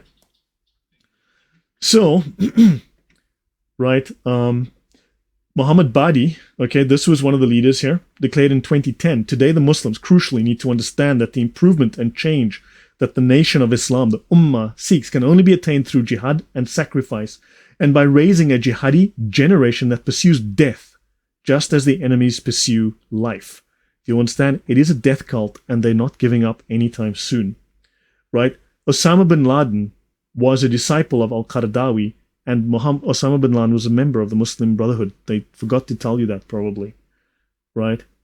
So, dear brothers, we must not forget to nurse our children and grandchildren on hatred towards those Zionists and Jews and all those who support them. They must be nursed on hatred. The hatred must continue. I wrote this document, by the way. That's why my name's on it. I wrote this for an organization. So, the Muslim Brotherhood. Okay? The sword of peace here. This is the swords of peace, of course. Ikhwan's supreme guide, Mohammed Badi, friend of Osama bin Laden. Okay? So, of course, for some reason, the US refuses to designate the Muslim Brotherhood as a terror organization. So, civilization jihad. In 1991, the FBI captured this explanatory memorandum. So, the role of the Muslim Brotherhood in America, and don't forget, this is not just exclusive to America, right? The process of settlement, and this is to answer the last speaker, right? The last question. The process of settlement is a civilization jihad process with all the word means. The Ikhwan must understand that their work in America is a kind of, and Britain and France and everywhere, okay, is a kind of grand jihad in eliminating and destroying the Western civilization from within and sabotaging its miserable house by their hands and the hands of the believers so that it is eliminated and Allah's religion is made victorious. So they're doing slow settlement jihad. Remember, wherever a Muslim settles, that land becomes waqf, becomes an endowment from Allah, and that land is now Muslim. So if a Muslim settles somewhere, that is Muslim land. He cannot give it up. It's now owned for Allah, and he must fight for it and take it back. Without this level of understanding, we are not up to this challenge and have not prepared ourselves for jihad yet. It is a Muslim's destiny to perform jihad and work wherever he is and whatever lands until the final hour comes. And there is no escape from that destiny. Okay? So, phase 1. Let's work through the 5-phase plan for infiltration of an American coup. This document went to court. These were presented in the largest terror funding trial in the US. Okay? And the contents of the documents were never contested. They are authentic. Phase 1. Discreet and secret establishment of elite leadership. This phase has already been implemented in America. And they are certainly trying it in the UK, France, you pick the country. They're doing it there too. Phase 2, gradual appearance on the public scene and exercising and utilizing various public activities. It has greatly succeeded in implementing this stage. It also succeeded in achieving a great deal of its important goals, such as infiltrating the government, gaining religious institutions, and embracing senior scholars, universities, gaining public support and sympathy, and establishing a shadow government, a secret government within the government. Phase 3, escalation phase, prior to conflict and confrontation with the rulers through utilizing mass media, currently in progress. Phase 4, open public confrontation with the government through exercising the political pressure approach.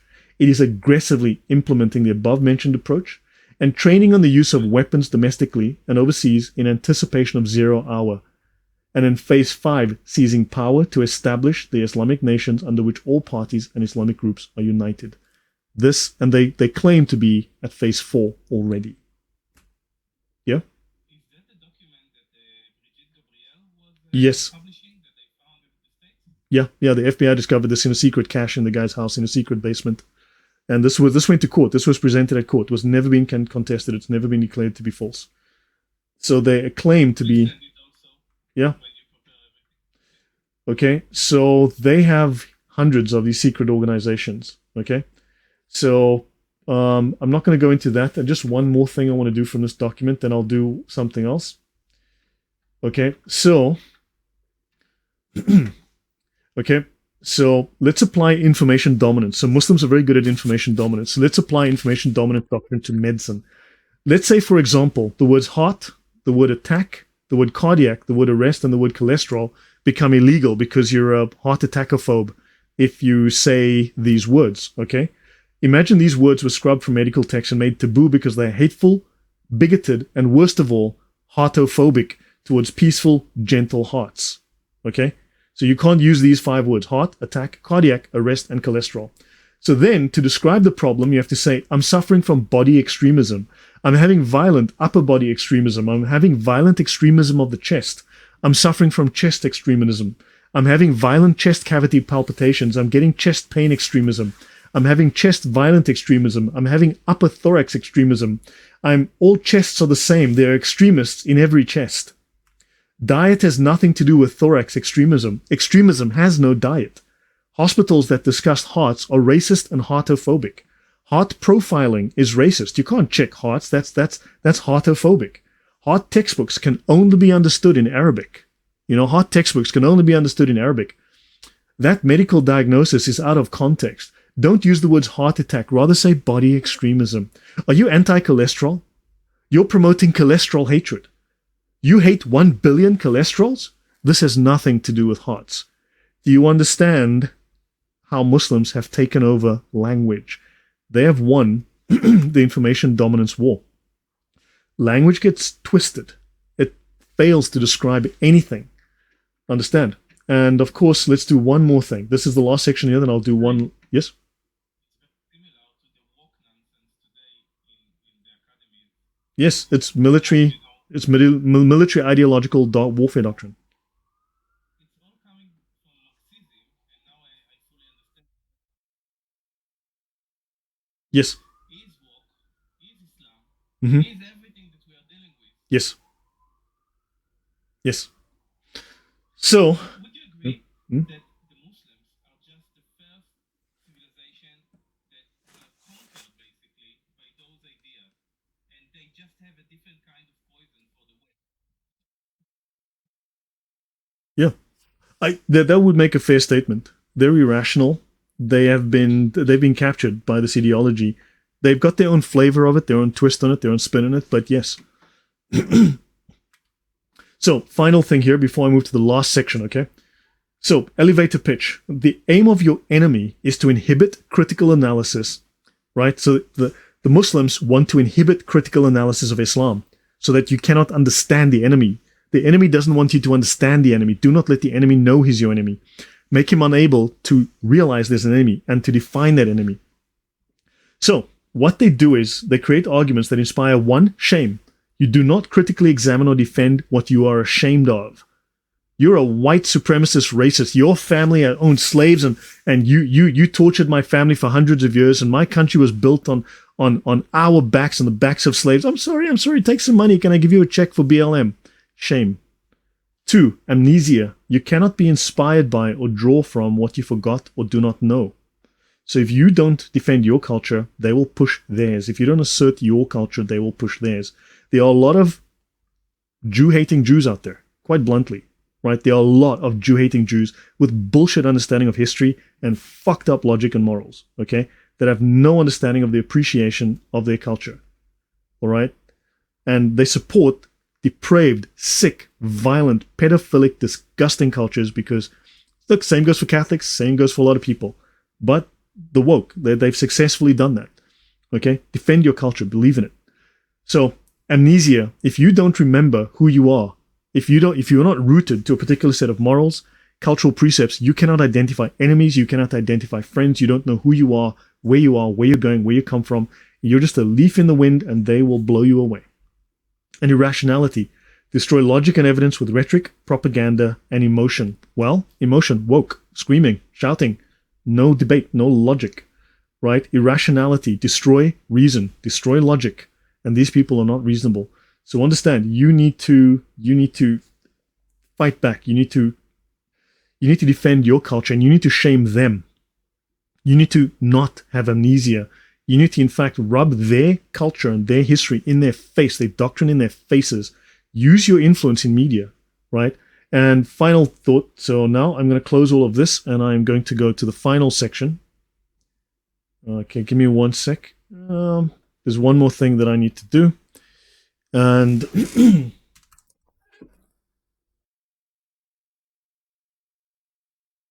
so I'm going to be very brief here. I'm not going to go through everything, but I want to here go to semen.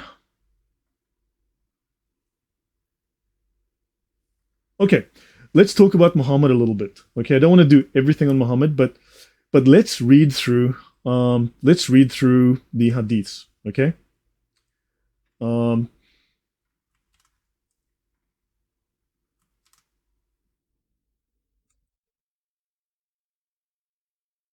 Okay, so that. Okay, Aisha, Muhammad's wife, actually says in the book by Al-Ghazali, who is considered the most highly knowledgeable scholar after Muhammad himself, she says to Muhammad, it is you who pretend to be a prophet from Allah. That's legitimate. That is legitimate. And in fact, in the hadith it states the superiority of Aisha over other women. So she is the most superior of Islamic women. Okay, but let me go back here. I need to find all the references to semen. So let's have a read about, yeah? Sorry? Muhammad's wife, she was 6 years old. Muhammad married her at 6, but she fell ill, and for 2.5, 3 years he couldn't have sex with her.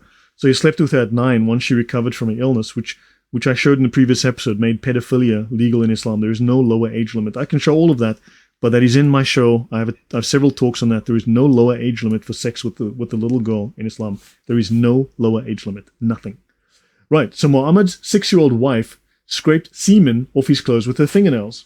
Narrated Aisha, I used to wash the traces of janaba, semen, from the clothes of the Prophet. He used to go for prayers while traces of water were still visible. I asked Aisha about the clothes soiled with semen. Narrated Suleiman bin Yasar. She replied, I used to wash the semen off the clothes of Allah's Messenger. This is a 6-year-old girl, okay? I heard Suleiman bin Yasar talking about the clothes soiled with semen. He said that Aisha had said, I used to wash it off the clothes of Allah, and he would go for the prayers while water spots were still visible on them. I used to wash the semen off the clothes of the Prophet, and I used to notice one or more spots on them. I used to scrape off the semen from the garments of the Messenger of Allah. And pertaining to the scraping off of semen from the garment of the Messenger of Allah, he then went out for prayer in that very garment where she scraped the semen, where he got, the Messenger of Allah, and washed semen. I used to wash it from the garment of the Messenger of Allah. I used to scrape the semen. On another occasion, she said, the semen from the garment of the Messenger of Allah. Aisha, semen used to get on the garment of the Messenger of Allah, and he would wash it off, then would go pray. I often scraped semen from the garment of the Messenger of Allah with my hand. Now, here's a question for those of you who are devout Jews. Do the Jewish writings talk about how Rebecca was scraping semen with her fingernails off the garments of Moses, Isaac, Jacob, Abraham. Is that like part of these of the Jewish texts anywhere?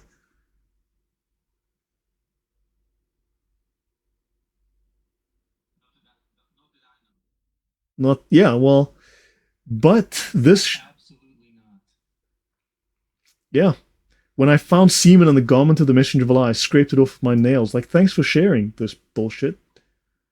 Understand now? I can go into length about the character of Muhammad, about his murders, his assassinations. But do you understand? He even man, there's so much to be said. I would just need hours. But do you understand? This is there's disgusting. This is disgusting. So yeah, I guess that's it from me. I hope you will be willing to come again.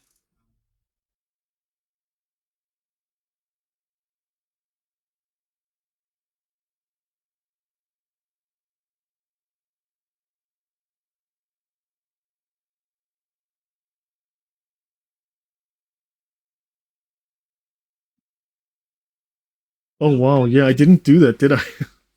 um. Okay, well, yeah, give me 1 second, please.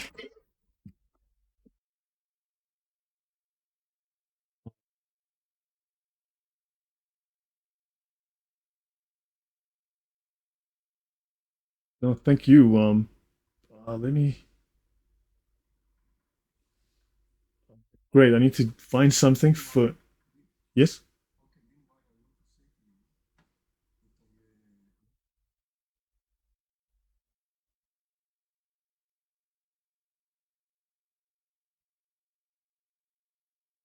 Mm-hmm.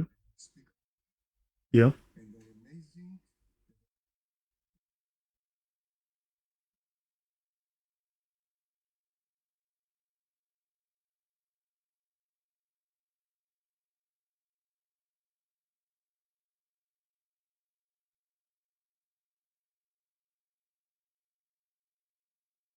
I appreciate that. Thank you.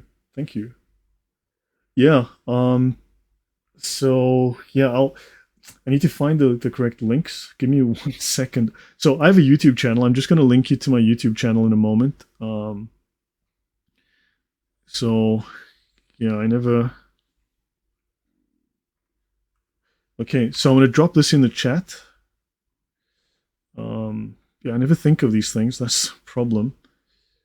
This is my YouTube channel, which is being dropped in the chat. I'm just gonna repeat it 3 times. Those are my videos. You guys can learn from my videos. I have hundreds of videos. I have detailed ones, short ones, long ones, and hopefully they will teach you a great deal about Islam, right? And I provide all the sources, and I'm going to provide the sources as well. And if you guys would like to support, and I appreciate that, I mean, I'd be very grateful. These are some links that you can use, right? So yeah, I don't like using PayPal, but there it is. So if you guys would like to support, those are ways that you guys could possibly do that. Um, yeah. So yeah, but any last questions? Is there anything that you guys would like to ask? Yes, I have a question. Sure. It's a technical one. I understand that you are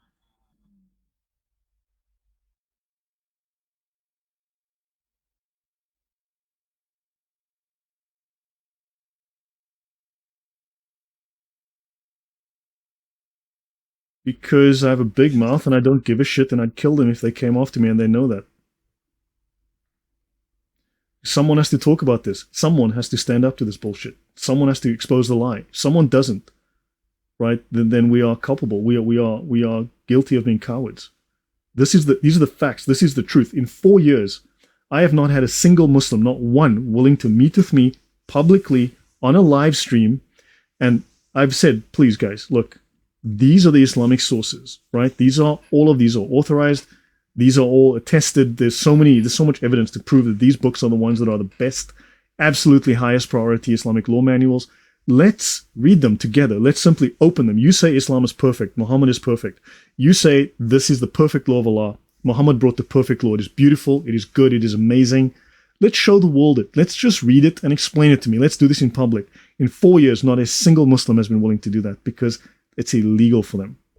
All right. So and look, I mean, first of all, I'm taking a risk, and people have been stabbed. Salman Rushdie got stabbed in the eye recently, didn't he? Got stabbed a few times. People have been killed for talking about this. I live in Poland. I think I'm fairly safe. And I was in the Middle East. Someone has to do this. Someone has to do this. Um, and No, of course, I yeah. understand that the truth needs to be said.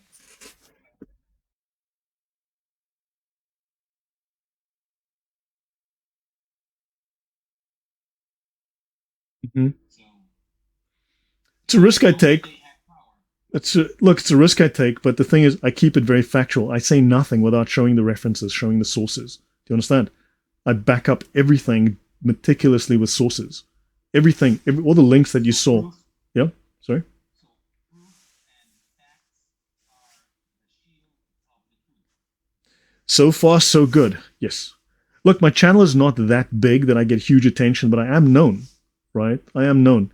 But I only made myself public once I lived in Poland, where it's pretty safe. See? Yeah, I'm asking Mm. that question and speaking about it because it's very, very, very, very important. Uh-huh. Or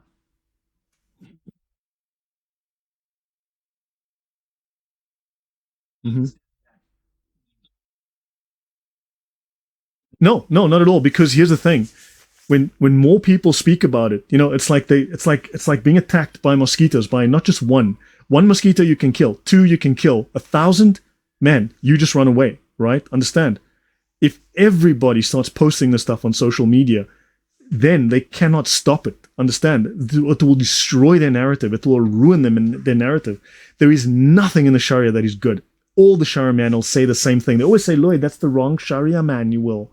You need to get the right one. I'll say, okay, which is the right one? They'll never tell me which the right one is. Okay, somehow they can never show it to me. And then if you look at any of the Sharia manuals, they all say the same shit. It's the same bullshit, the same depraved crap in every single one. There is no deviation. So what's that? So if everyone does it, they can touch no one because everyone's doing it. They cannot stem the flood. It's that simple. They will be destroyed on the basis of just these facts pouring out. Use your social media influence. Yeah. if it's so bad, why like people go for it? People don't know about it. This is a secret. It's illegal for Muslims to talk about it. It is treason. It is literally treason for them to talk about this. And academia is bought and paid for. Saudi Arabia, Qatar pour billions of dollars into universities, billions, to own the academic voice. They own the academics. They own the departments. They own the printing presses. It's that simple. It's up to us. It's up to yeah, It's ignorance. ignorance and also willful blindness. You'll find that scholars look. I will mop the floor with some scholars who profess to be experts in Islam. I mean, but these scholars will say, well, 1 + 1. Oh, there's a bunny. Oh boy, it's lunchtime. Let's go get some food. They will never form the conclusion. They'll put one over there and they'll put one over here, and then you'll never hear the two, because they know they'll either get stabbed or they will lose their funding. It's that simple. It's up to you and me. It's that simple. More and more of us on YouTube. Yeah. Yeah. Is the average Muslim? It's hard to tell. He can't tell you. That's the problem. They know it implicitly. They know some of these things generally. They have to know some of it. But the knowledge is really with the imam who will direct them. Their job is to follow implicitly. Their job is to follow without question. But many Muslims do know enough. Let's say enough of them know this stuff. Hamas indoctrinates their people. They will read this stuff. They will study this. They'll have classes on it. They'll have tests on it. They'll have memory competitions on it. Hamas, ISIS, all the theocracies, the Iran Revolutionary Guards, they know this shit backwards. Better than you and me. Yeah, sorry? Talk on one of the shows in the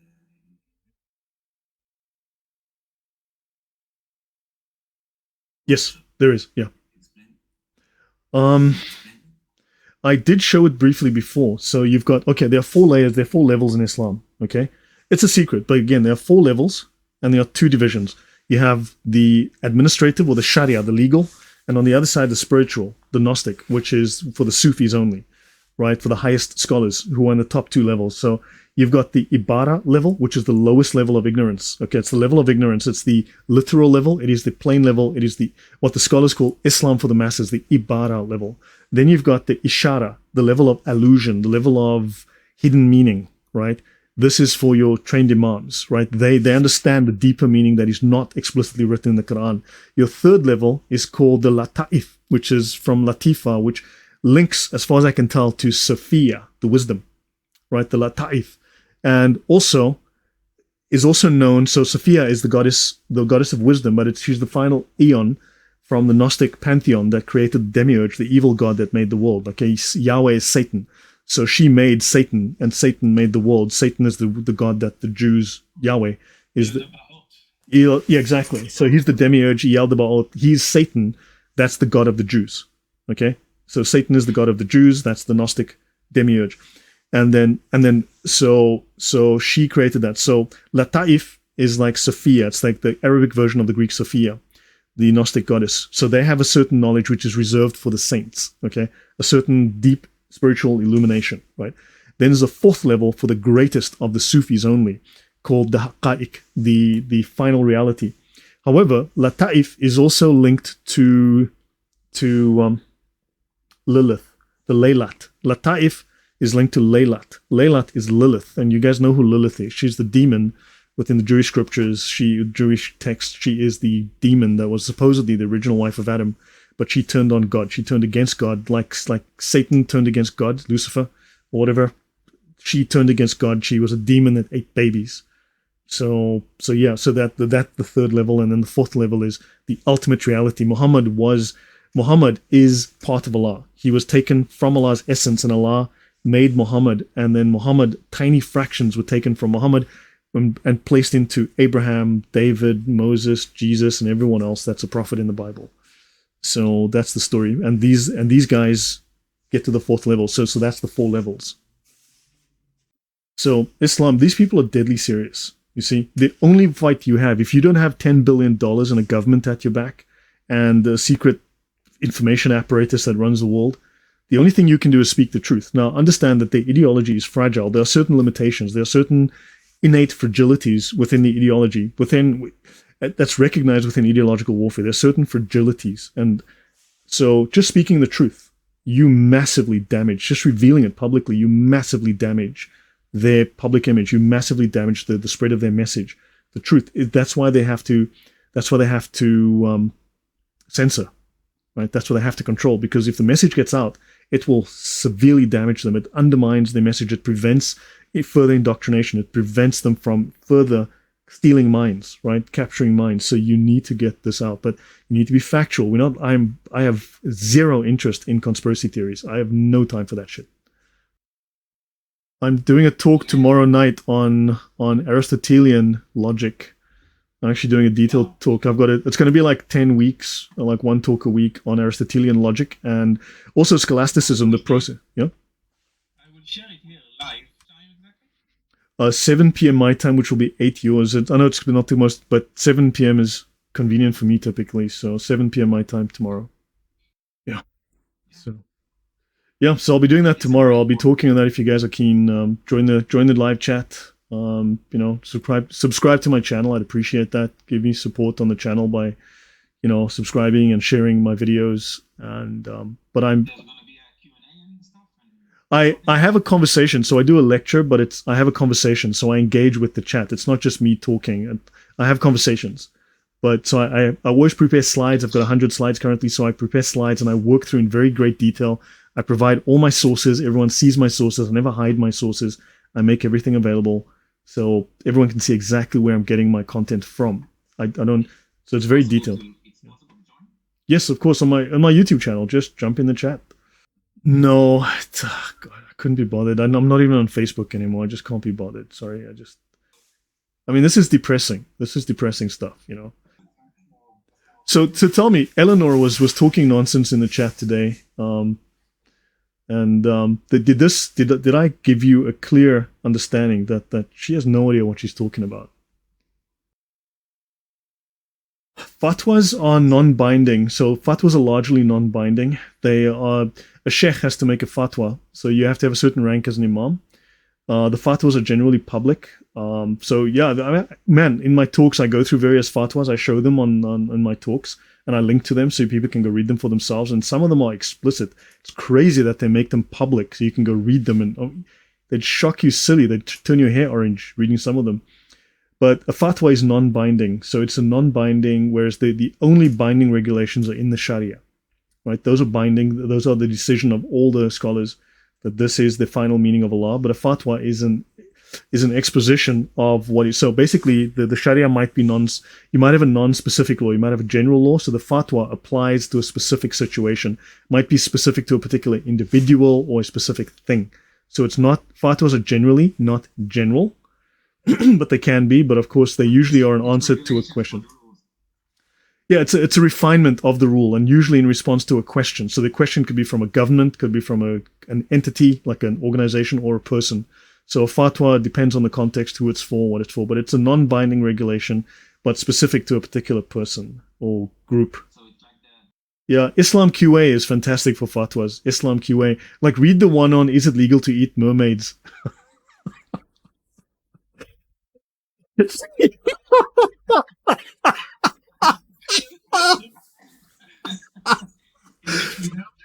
Is it legal to eat mermaids? It's like, what the fuck? I don't know. Shit, I don't know. It's a very important question. Someone wanted to know.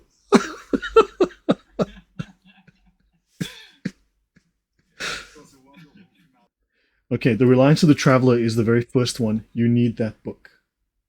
Okay, The Reliance of the Traveler is critical. Everyone should read that one. That's the major source that I refer to a lot of the time.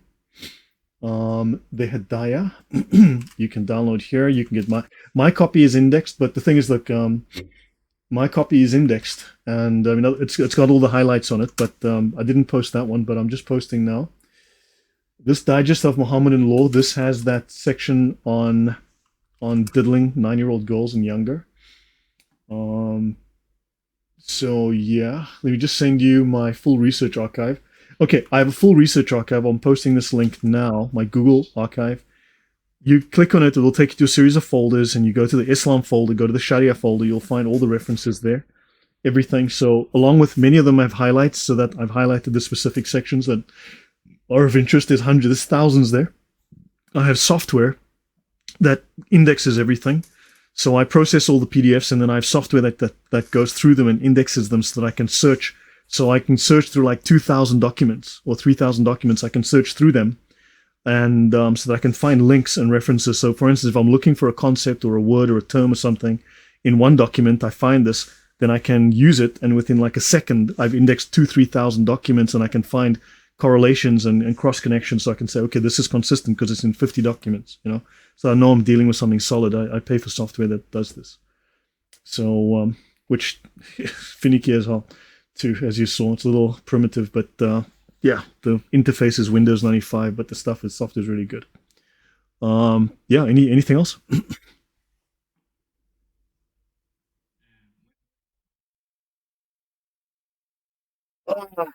Yeah.